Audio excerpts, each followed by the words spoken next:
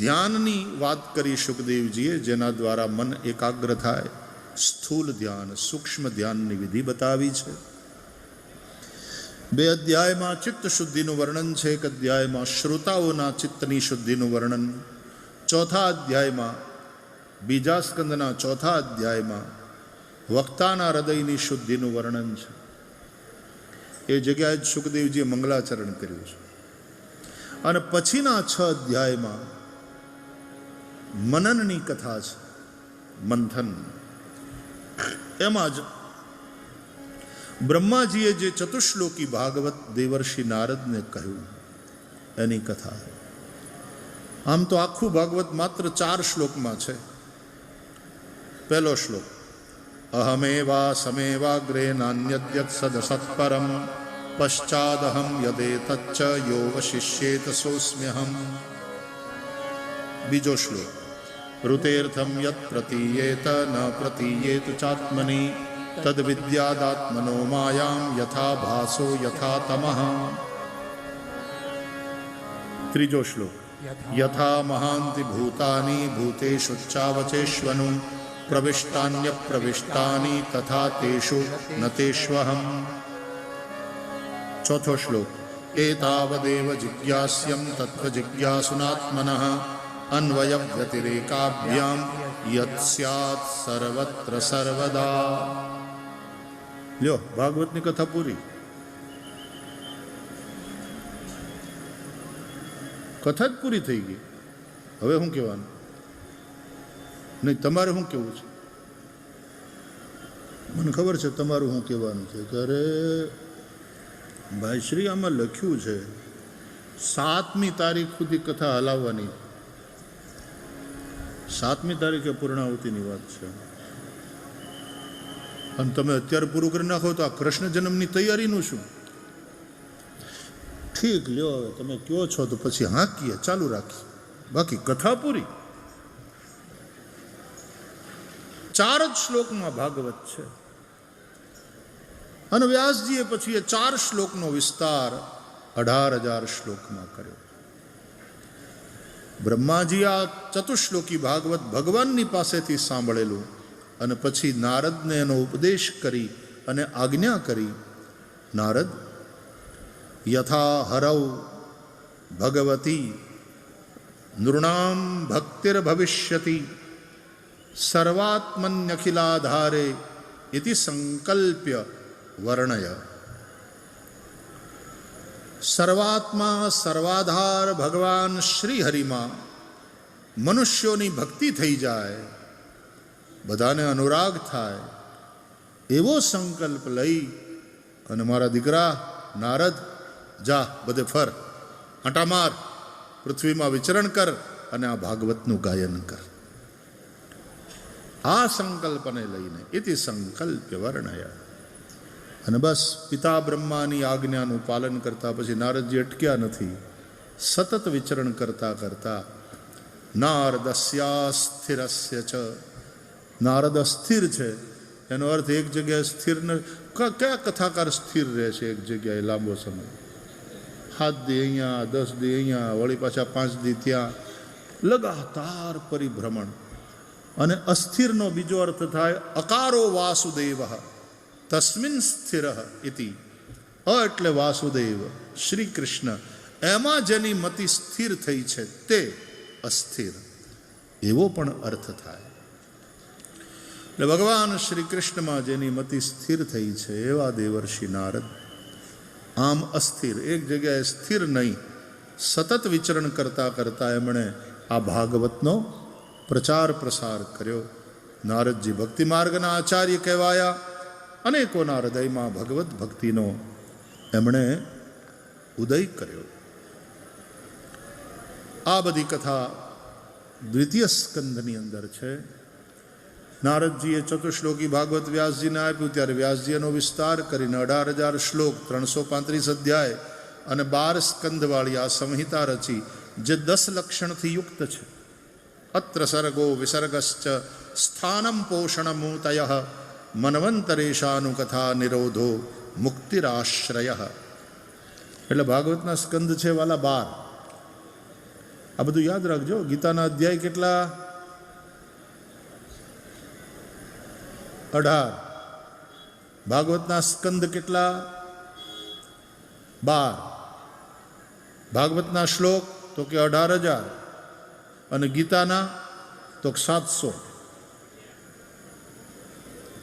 એને સપ્તશતી કહેવાય. ચંડીપાઠ છે ને એને આપણે સપ્તશતી કહીએ. એમાં 13 અધ્યાય અને 700 શ્લોક છે. અહીંયા ગીતાના 18 અધ્યાય 700 શ્લોક, આને પણ સપ્તશતી કહેવાય. ચંડીપાઠમાં પણ પ્રથમ ચરિત્ર, મધ્યમ ચરિત્ર, ઉત્તર ચરિત્ર એવા 3 પાઠ છે. મહાકાલી, મહાલક્ષ્મી, મહાસરસ્વતી પ્રીત્યર્થે જપે વિનિયોગ, આવી રીતનો વિનિયોગ થાય ચંડીપાઠમાં.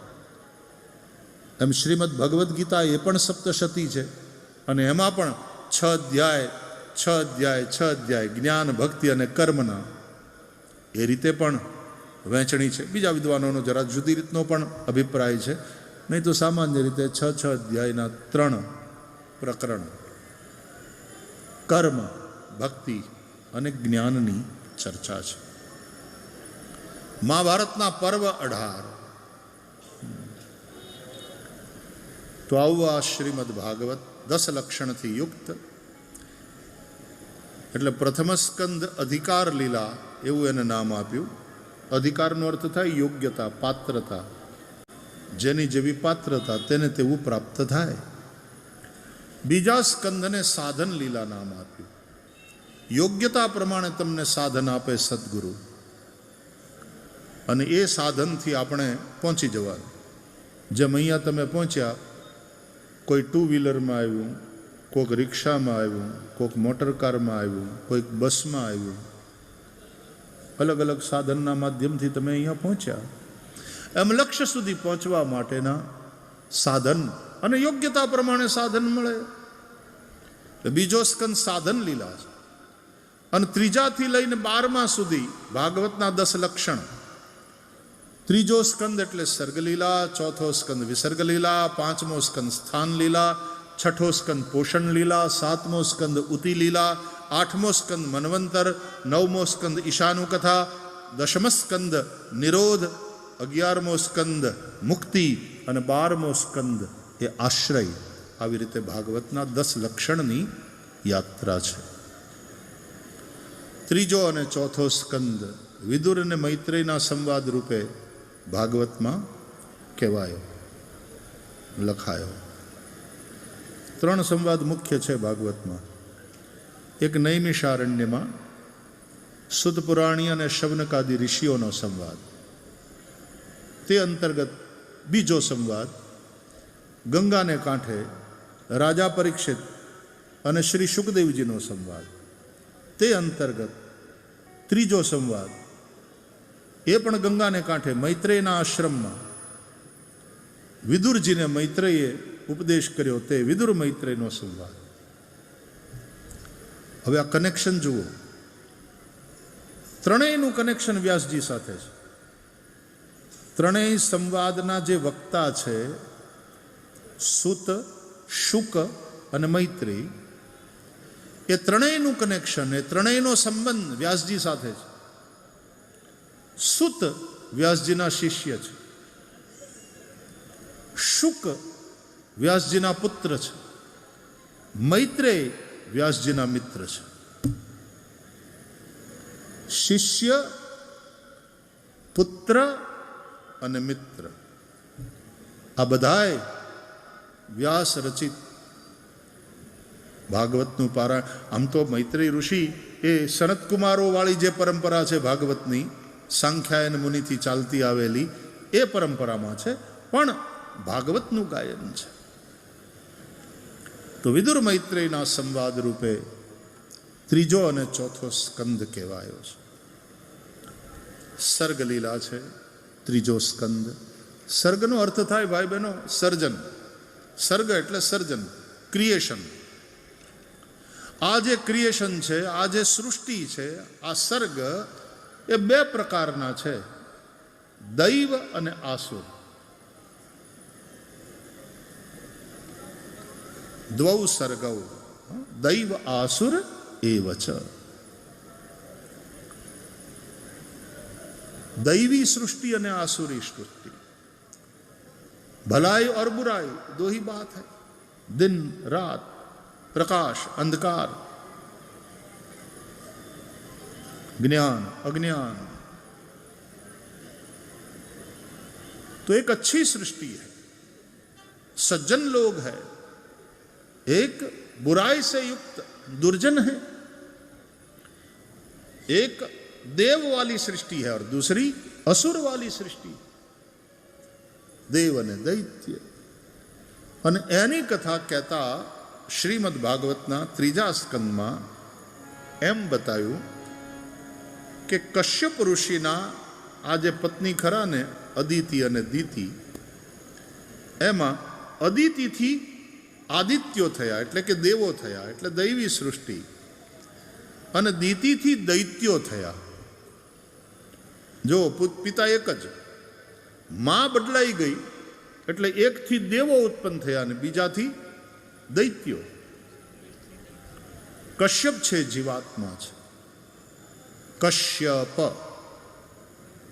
એને ઊંધું બોલો તો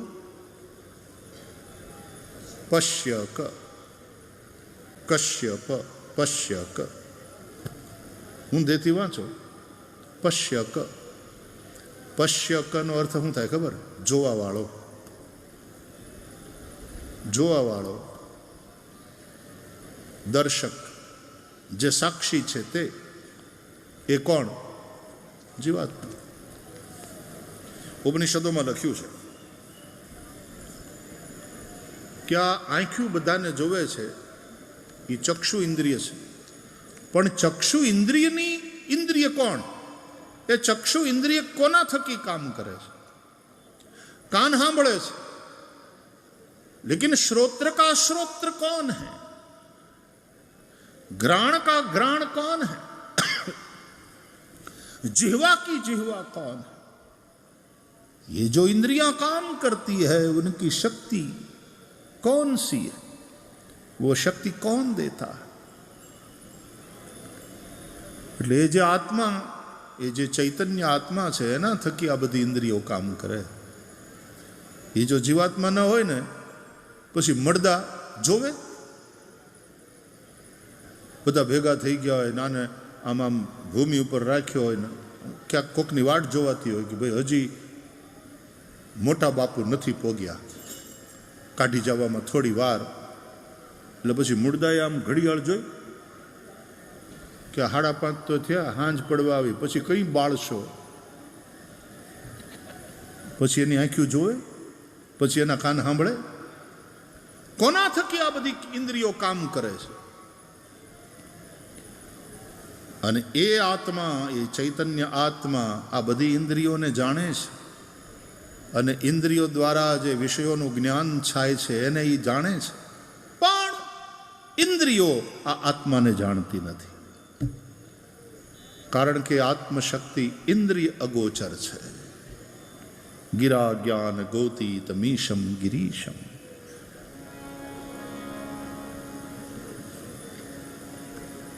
તો કશ્યપ પશ્યક, પશ્યક સાક્ષી રૂપ જીવાત્મા. એના આ બે પત્ની દિતિ અને અદિતિ, એ પત્ની છે ને એ બુદ્ધિ છે. ભગવદ્ ગીતા વાંચો છો ને એમાં શ્લોક આવે છે, ઇન્દ્રિયાણી પરાણ્યાહુ ઇન્દ્રિયેભ્યઃ પરમ મનઃ મનસસ્તુ પરા બુદ્ધિ યો બુદ્ધેઃ પરતસ્તુ સહ. ઇન્દ્રિયો શ્રેષ્ઠ છે. ખરેખર નનકુડી એવી આંખ આખી દુનિયાને જુએ, અવડા કાન બધાય અવાજ ધ્વનિને પકડી લે. આટલું એવું 2 ઇંચનું ચામડું મોઢામાં આંટા માર્યા કરે અને એના ઉપર કંઈક મૂકો એટલે બધાય સ્વાદનું જ્ઞાન થઈ જાય. ઇન્દ્રિયો ખરેખર અદ્ભુત છે. ઇન્દ્રિયાણી પરાણ્યાહુ. પણ ઇન્દ્રિયો કરતા પણ શ્રેષ્ઠ છે મન. ઇન્દ્રિયેભ્યઃ પરમ મનઃ. મનથી શ્રેષ્ઠ. મન શું કામ શ્રેષ્ઠ? કે ભલે ઇન્દ્રિયો સાંભળતી, આ કાન સાંભળે, પણ મન જો ત્યાં ન હોય તો સાંભળવા છતાં તમે સાંભળતા નથી. જમવા બેઠો હોય માણસ, જીભ ના ઉપર બધું મુકાતું હોય, પણ એનું ધ્યાન, એનું મન ક્યાંક બીજે હોય, ફોન ઉપર વાત કરતો હોય. તો બોલો, શાકમાં મીઠું ન હોય તો એને ખબર ન પડે, ખાઈ જાય. અને મન હોય ત્યારે, સ્મિતા આ હું બનાવ્યું તે, આ કેવી, આ શાકમાં કઈ સ્વાદ જ નથી. એટલે મન હોય તો જ ઇન્દ્રિય વિષય સંયોગથી ક્યાંક સારું લાગે ને ક્યાંક ખરાબ લાગે, ગમતું અણગમતું પછી આવે. મન હોય તો, મન જ ન હોય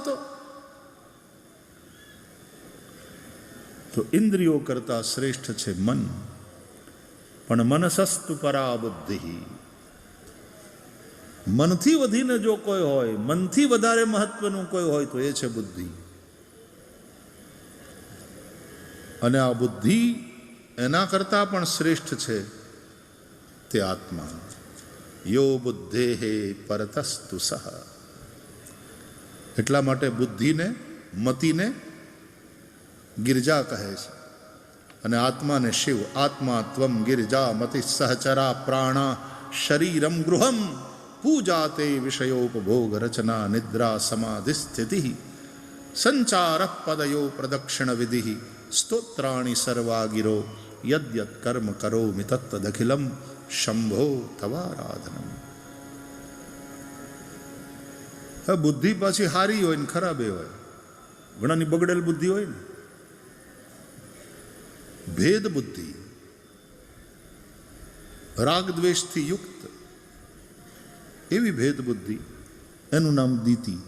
અને એનાથી દૈત્યો થાય. અને જેણે ગુરુને સેવ્યા હોય, ગુરુની પાસેથી જ્ઞાન લીધું હોય, ગુરુ થકી જેને જ્ઞાન થયું હોય, એની બુદ્ધિનો ભેદ મટી જાય.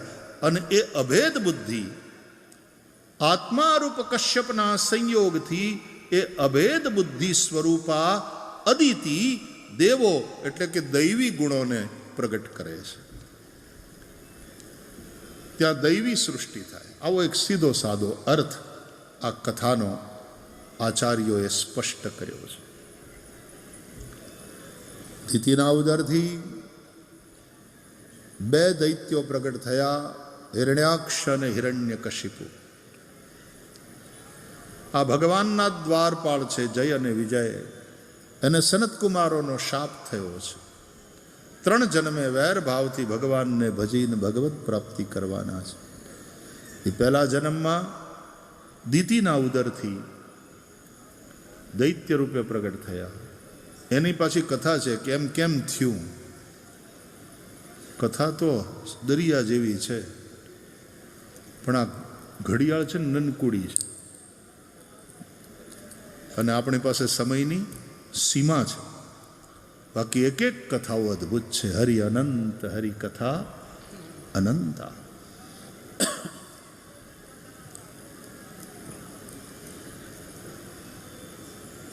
દીતિથી જે આ બે દૈત્યો પ્રગટ થયા, હિરણ્યાક્ષ હિરણ્યકશિપુ, એને भागवत में आदि दैत्य कहे छे. सबसे पहले जो बुराई संसार में पैदा हुई उसका नाम है हिरण्याक्ष और हिरण्यकशिपु. ये किस बुराई का नाम है? बोले लोभ वाली बुराई. पहला वेला जे बुराई जन्मी ने आसुरी वृत्ति जन्मी एनु नाम लोभ. લોભ છે ને એ જ બધા પાપનો બાપ છે. લોભ.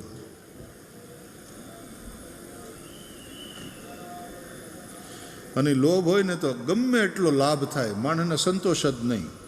જેમ જેમ લાભ વધે તેમ તેમ લોભ વધે. અને એટલા માટે જ કહે છે કે લાભ પણ શુભથી યુક્ત હોવો જોઈએ.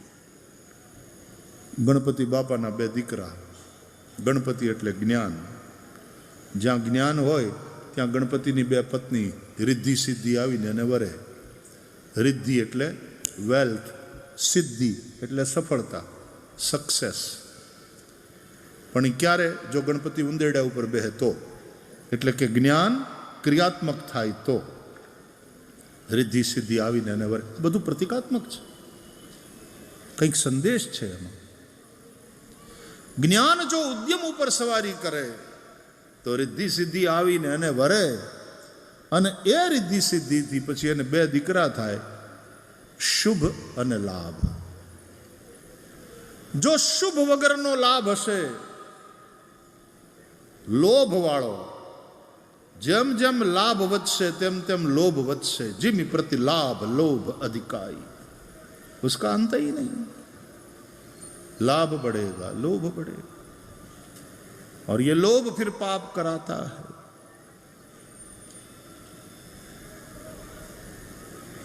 पाप का बाप है लोभ. जैसे पता. પણ લોભ એના 2 પ્રકાર. આ 2 ભાઈઓ હિરણ્યાક્ષ હિરણ્યકશિપુ, 2 પ્રકારના લોભ. એક ભેગું કરવાનો લોભ અને બીજો ભોગવવાનો લોભ. એક તો પૈસા ભેગા કરીને માણસને સંતોષ જ થતો નથી, અને લોભને કારણે એટલું ખોટું કરે, એટલું પાપ કરે, એટલી અનીતિ કરે, એટલી બેઈમાની કરે, એટલા કાળા ધોળા કરે. અને બીજું ભોગ ભોગવતા માણસને સંતોષ થતો નથી. અર્થ સંબંધી લોભ એ હિરણ્યાક્ષ, અને કામ સંબંધી લોભ તે હિરણ્યકશિપુ. અને અર્થ અને કામ સંબંધી જે લોભ છે એ જ પાપ કરાવે છે. એટલે દુનિયામાં જેટલા અપરાધ થાય છે એને કેટેગરાઇઝ કરો તો 2 જ કેટેગરી છે: crimes related to money and crimes related to sex. 2 જ પ્રકારના અપરાધ થાય. લોભ પાપનો બાપ છે. ભગવાન વરાહ અવતાર લે છે અને હિરણ્યાક્ષને મારે છે. ભાગવતમાં લખ્યું છે વરાહ યજ્ઞ સ્વરૂપ છે. જીતમ જીતમ તે જીત યજ્ઞ ભાવન. ઋષિઓએ વરાહની સ્તુતિ કરી છે. યજ્ઞ ભાવન, યજ્ઞ દ્વારા જ સંગ્રહ વૃત્તિ લોભ મરશે.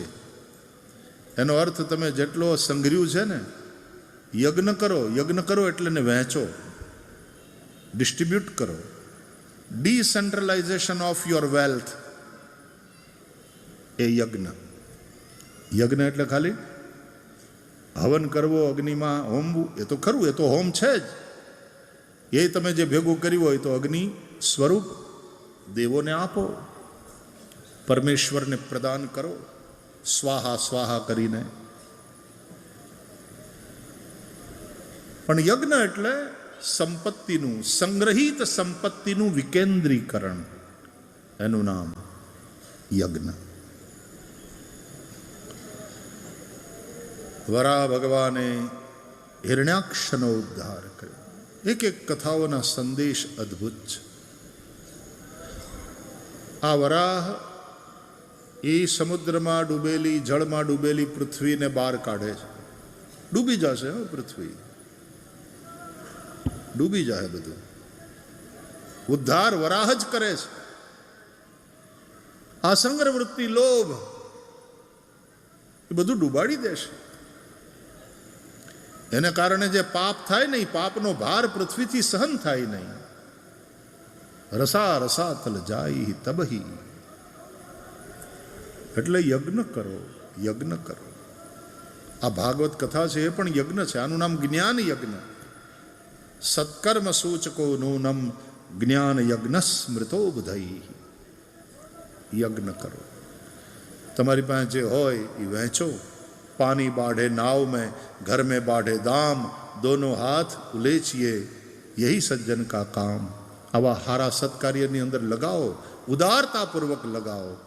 ભંડારા હાલતા હોય, બીમાર ગોમાતાઓની સેવા થતી હોય, જ્યાં યજ્ઞો થતા હોય, જ્યાં ભગવાનનું નામ લેવાતું હોય, આવા સત્કર્મમાં આપણે કમાયેલી અને સંગ્રહેલી સંપત્તિને જ્યારે લગાવીએ છીએ ત્યારે એ વરાહ સ્વરૂપ યજ્ઞ દ્વારા સંગ્રહ વૃત્તિ, લોભ, હિરણ્યાક્ષનો નાશ થાય છે. તો પાપથી બચાશે. તો તરી જશો. મનુ મહારાજ અને શત્રુપાનું દાંપત્ય બતાવ્યું. એને 3 દીકરી ને 2 દીકરા. એમાં દેવહૂતિનું લગ્ન કરદમ ઋષિ સાથે કર્યું. એનાથી 9 દીકરી અને સાક્ષાત ભગવાન કપિલ પ્રગટ થયા છે. કપિલ ભગવાને માં દેવહૂતિને માધ્યમ બનાવી અને દુનિયાને સાંખ્ય શાસ્ત્રનું દર્શન કરાવ્યું છે. ચોથો સ્કંદ વિસર્ગ લીલા છે. વિસર્ગ એટલે વિશેષ સર્જન, વેલ્યુ એડિશન તમે જેને કહો છો ને એ.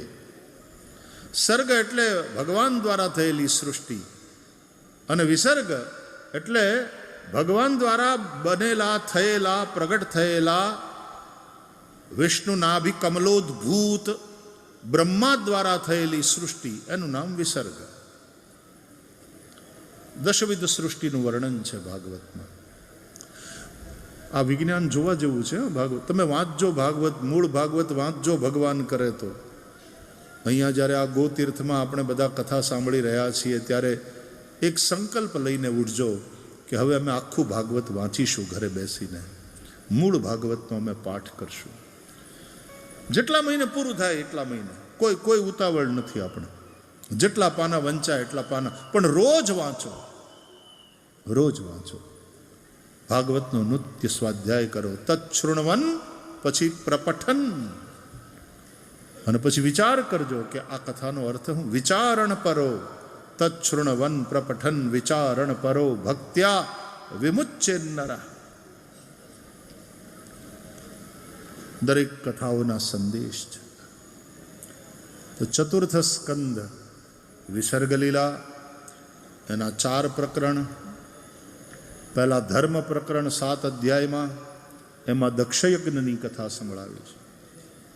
क्योंकि यज्ञ सप्ततंतु होता है, इसलिए धर्म प्रकरण के 7 अध्याय. फिर अर्थ प्रकरण, एमा ध्रुव चरित्र, ध्रुवजीनी कथा છે.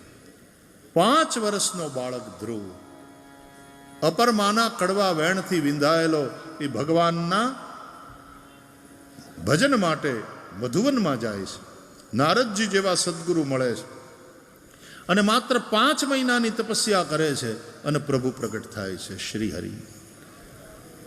ધ્રુવજી સ્તુતિ કરે છે. યોંતઃ પ્રવિશ્ય મમ વાચ મિમામ પ્રસુપ્તામ સંજીવયત્યખિલ શક્તિધરસ્વધામ્ના અન્યાંશ્ચ હસ્તચરણ શ્રવણત્વગાદીન प्राणान नमो भगवते पुरुषाय तुभ्यम.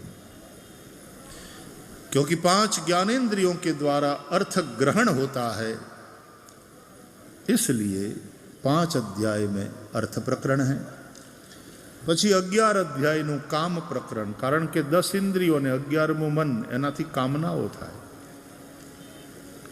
એમાં દેવો અને દાનવોના સંઘર્ષની કથા છે. પૃથુ ચરિત્ર, એની અંદર પૃથુ ચરિત્ર બતાવ્યું છે. રાજાના ધર્મ શું તે સમજાવ્યું છે.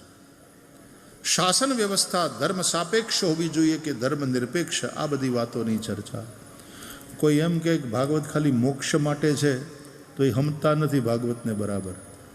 ભાગવત ધર્મ સંબંધી માર્ગદર્શન કરે છે, ભાગવત અર્થ સંબંધી માર્ગદર્શન કરે છે, ભાગવત કામ સંબંધી માર્ગદર્શન કરે છે.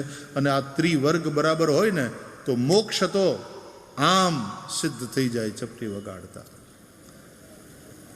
માટે ધર્માદ અર્થશ્ચ કામશ્ચ સ કિમર્થમ ન સેવ્યતે. બધું જ માર્ગદર્શન શ્રીમદ ભાગવતમાં છે. એટલા માટે પરીક્ષિતે જ પૂછ્યું ને કે દરેક જીવનું જીવનમાં સામાન્ય કર્તવ્ય શું, અને જ્યારે મૃત્યુ સમીપ આવે ત્યારે વિશેષ કર્તવ્ય શું. આ 2 પ્રશ્નોથી થકી સુખદેવજીએ પછી ભાગવત કથા સંભળાવવાનો ઉપક્રમ કર્યો છે. મોક્ષ પ્રકરણ 8 અધ્યાયનું, એમાં પ્રાચીન બરહી અને નારદનો સંવાદ, પુરંજનોપાખ્યાન. કારણ કે અષ્ટધા પ્રકૃતિના બંધનથી જીવાત્માએ મુક્ત થવાનું છે. પંચમ સ્કંદ એ પરમહંસોની કથા છે. ચતુર્થ સ્કંદ ધર્મ અર્થ કામ મોક્ષ 4 પુરુષાર્થ, આ પ્રવૃત્તિ પરાયણ લોકો માટે. પણ નિવૃત્તિ પરાયણ લોકોનો ધર્મ શું એ 5મા સ્કંદમાં. મનુ મહારાજના દીકરા ઉત્તાનપાદ રાજાના વંશની કથા 4થા સ્કંદમાં, તો મનુ મહારાજના બીજા દીકરા પ્રિયવ્રત રાજા અને એના વંશની કથા 5મા સ્કંદમાં. એમાં પરમહંસો થયા. પ્રિયવ્રત પોતે એવા હતા, એને પ્રવૃત્તિમાં બહુ રુચિ નહોતી. એને તો પરાણે લાવીને પછી સંસારમાં ઘસડ્યા, બાકી એને કાંઈ ઈચ્છા નહોતી. અને એના વંશમાં આગળ જતા ભગવાન ઋષભદેવ પ્રગટ થયા, પરમહંસ, નિવૃત્તિ માર્ગ. અને પછી એના વંશમાં આગળ જતા જડભરતજી પ્રગટ થાય છે. ऋषभदेव एक ज्ञानी परमहंस है और श्री जड़भरत जी भक्त परमहंस है. ये फर्क है. श्री जड़भरत जी राजा रहुगण ने उपदेश कर्यो भवाटवीनो. रहु गणई तत्तपसा न याति न चेज्जया निर्वपणात् गृहाद्वा न छंदसा नैव जला विना महत्पाद रजोभिषेकम.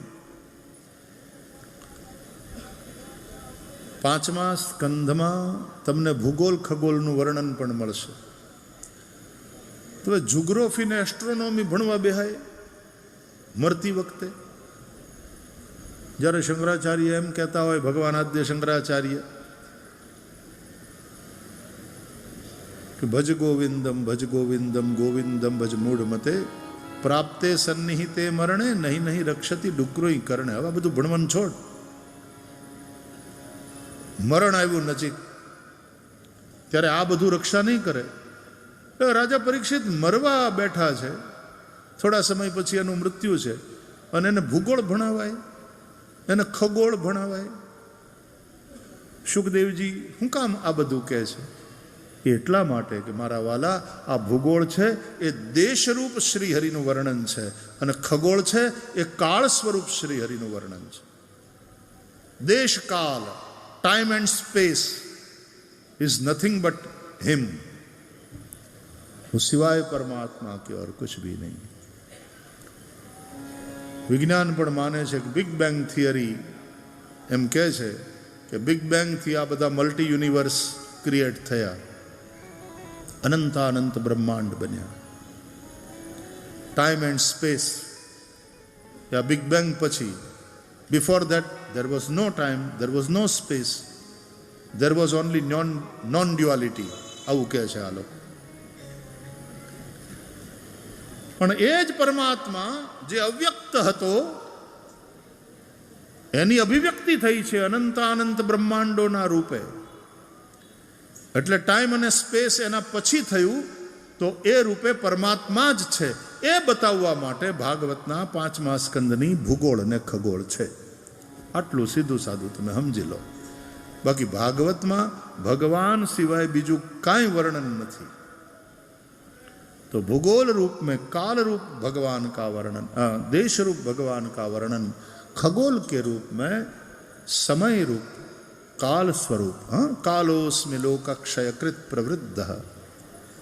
એટલે આપણે મહાભારતની સિરિયલ જોતા હતા ટીવી ઉપર, તો શરૂઆત જ થતી હતી ને સ્ક્રીન ઉપર. પહેલા તો શરૂઆત થતી, હજી મગજમાં ગુંજે, આમ કાનમાં ગુંજે, અથ શ્રી મહાભારત કથા, અથ શ્રી મહાભારત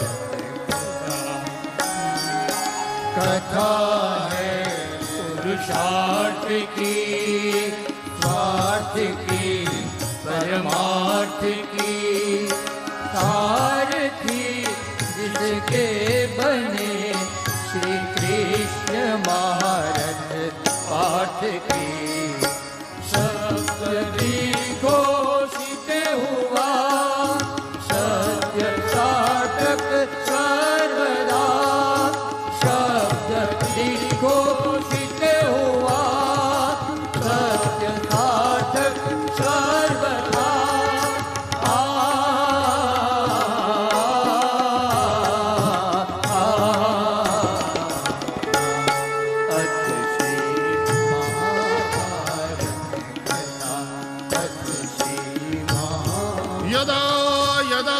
धर्मस्य ग्लानिर्भवति भारत अभ्युत्थानमधर्मस्य तदात्मानं सृजाम्यहम् परित्राणाय साधूनां विनाशाय च दुष्कृताम् धर्म संस्थापनार्थाय संभवामि युगे युगे